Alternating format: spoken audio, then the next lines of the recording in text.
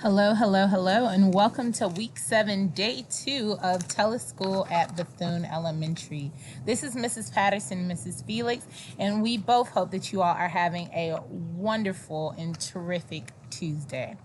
We are talking about our standard this week in English language arts. Oh, let's kick it off with our pledge of success. Sorry, going out of order. Got to make sure our minds are focused and ready to learn. So 1, 2, 3. I will be the rose that grew from the concrete, able to stand on my own feet. I am proud of who I am and confident in who I'll be.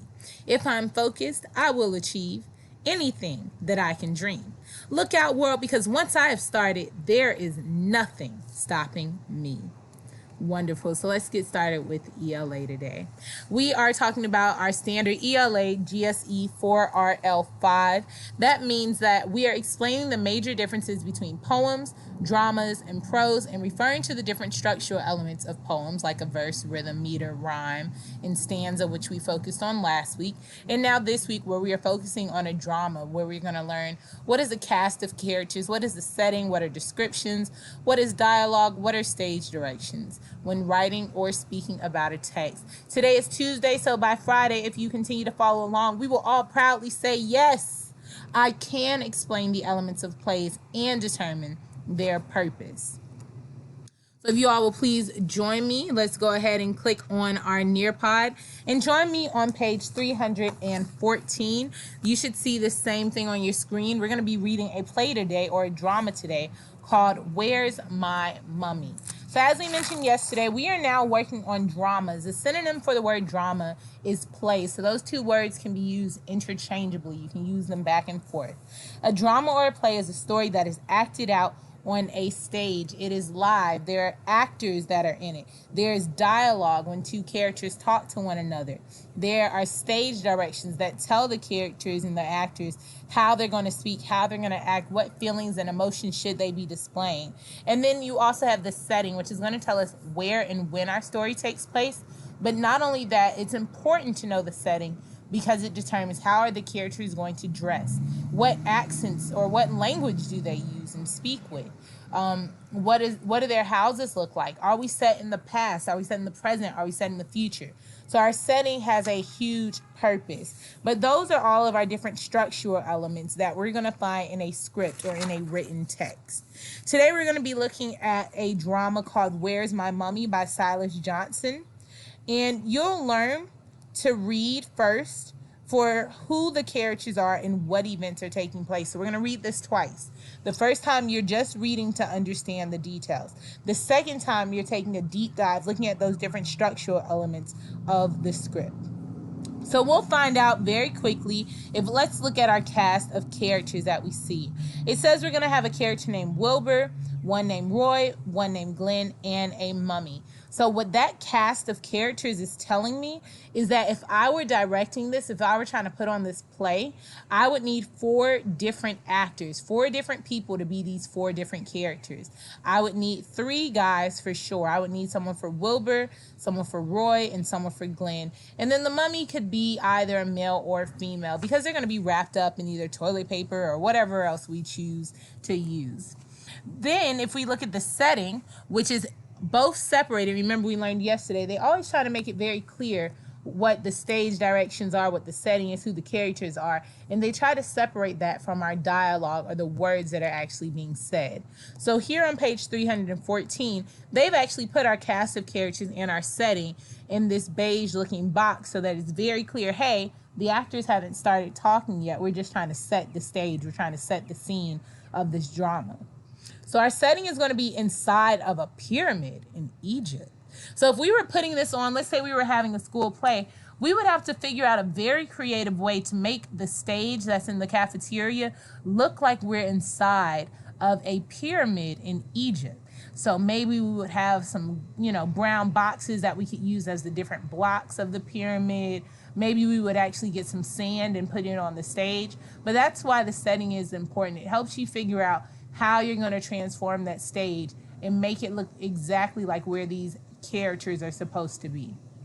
So as we said, the first time we're going to read through the play independently, and we're just looking to see if we can understand what's happening in our story before we take a deeper dive into those different elements of our drama or play. There might be some words that you don't fully understand. I want you to place a check mark above any of those confusing words or phrases as you read. And then before seeking help from either a parent, a guardian, or sibling, I want you to try to look inside, around, and beyond each of those unknown words and phrases and see if you can figure out from the context clues what they mean. When we are done, I'm going to ask you guys 3 different comprehension questions just to see if you truly understood. So at this time, you are welcome to pause the video and read through independently. I am also now going to read through it out loud just so that we fully understand. I would like to say, in addition, any accent that I use, I'm really just making it up so that we can be clear on who our different characters are, but many of them will probably not fit what it would sound like if we were inside of a pyramid in Egypt. I'm just trying to use different voices so that you all are clear on our 3 different characters, Wilbur, Roy, and Glenn. So at the beginning, I'm looking at line number 3 in this drama. In the brackets, so we know that these are our stage directions. They are telling us what to do. It says, 2 workers, Wilbur and Roy, shovel dirt into a wheelbarrow. Oil lamps light the dark chamber, which includes a mummy's tomb made of stone. Wilbur, he's shivering. Ooh, Roy, this place gives me the creeps. Roy, what's to be afraid of, Wilbur? Just get to work so we can get out of here. The cover of the tomb creaks open.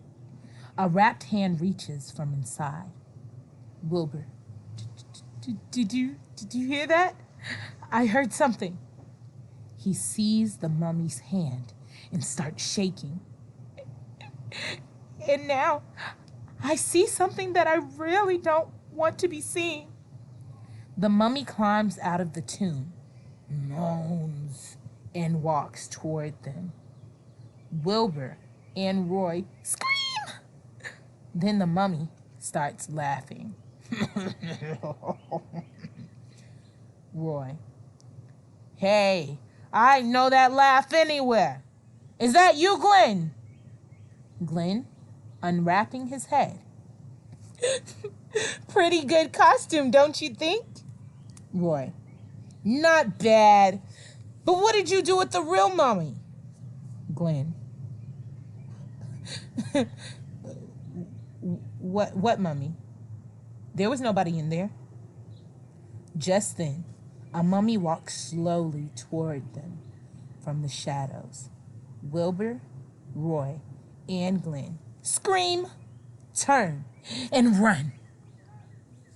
So that is our play, Where's My Mummy by Silas Johnson. So let's see if you guys fully understood what was happening here. Our first question, which character is afraid at the beginning of our play? Who is actually scared at the beginning? Go back and look at that text. It tells us that somebody is shivering and that this place is giving them the creeps. Yes, it is Wilbur. Wilbur is the one who's scared. He's nervous. He's shivering. He has the creeps. And then Roy even says, what's to be afraid of, Wilbur? So we know that Wilbur is our scaredy cat here. Next question. What do you learn about the mummy that climbs out of the tomb? Did we learn that he's like King Tut? What did we learn about this mummy that is climbing out of the tomb? Yes, we learned that it is Glenn. So Glenn is messing around, playing with his friends, and he's dressed up as a mummy. So it's not really the mummy that we have Wilbur afraid of. It is actually Glenn dressed up trying to pull a prank on them. Last question. What is this play mostly about? So if we had to give a quick summary, what is this play mostly about? Okay, I'll take that. 2 men are working inside of a pyramid when a friend plays a trick on them by pretending to be a mummy. But then a real mummy appears right there at the end. So we said the first time we were going to read through just to understand our story. Now we want to read through to understand those different elements of our drama. So where it says close reader habits down here, it says, as you read, underline the stage directions for Wilbur. So we only want to look at the character Wilbur, and we're going to highlight any directions, anything that he is being told to do. So I'm going to look for Wilbur's name. Remember, in our cast of characters, we said the names are going to typically be capitalized or uppercase to make them stand out on our page. So let's see what Wilbur is being told to do. It says that Wilbur is shivering. So that means that the person acting here would start shivering because he's afraid.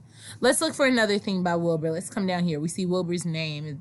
Are they telling Wilbur to do anything else? It says, did you hear that? I heard something. Oh, once again, we have brackets and we have words in italics. So I think that this next part is also going to be a stage direction. It says he sees the mummy's hand and starts shaking. So if I were this actor Wilbur, that means I would have to clearly look in the direction of the actor Glenn, who's dressed up as our mummy. And then I'm going to have to start shaking when I finally see him. Let's see if we can find one more. It then says Wilbur. We see that character's name capitalized again. It says Wilbur and Roy scream. So we now know that both of these characters are going to have to scream. So that's why our stage directions are important. They are telling us exactly what we have to do. So I'm going to now tell you what you have to do. Go ahead and flip on over to page 315. We have a chart here that we have to fill out. The very first row of the chart has already been done. And so I'm going to be helping you all fill out the next part. It says what Wilbur should do in column for line number 7. So the way that this is working, we're looking at the detail from the text that they're giving us. So one of them says that he's shivering. Another one says, did you hear that? I heard something. I'm going to go ahead and give you the last two that I want you all to work on at home. So for this next one, for line 7, the detail from the text that I want you guys to elaborate or tell me more about is he sees the mummy. He sees the mummy's hand and starts shaking. He sees the mummy's hand and starts shaking. So that is a stage direction, and we know that because it is in brackets. The second one that I'm going to want you all to work on is this one that says Wilbur and Roy scream. Wilbur and Roy scream. So we have two sets of stage directions. They are telling us what these actors are supposed to do in order to clearly show how these characters are feeling. I'm going to make this one a little bit smaller so you guys can see it better. That might be a little bit too small. There you go. So the way that this is going to work, because you are going to be finishing this up on your own, it is telling us the detail from the text. You now have all the details from your text to work with. And then it asks you, what should Wilbur do? What this means is it wants to know, what is this character going to be doing based off this direction? So if we look at our first example, it says line 4, Wilbur is shivering. So what would Wilbur do? Wilbur should act scared because he's shivering. And then what type of element is that in a play? Because it's in brackets, it's telling him what he should be doing and how he should be acting. We know that that is a stage direction. So that first one was done for us. Let's try this second one together, and I'm going to leave you all to finish those last 2 rows on your own.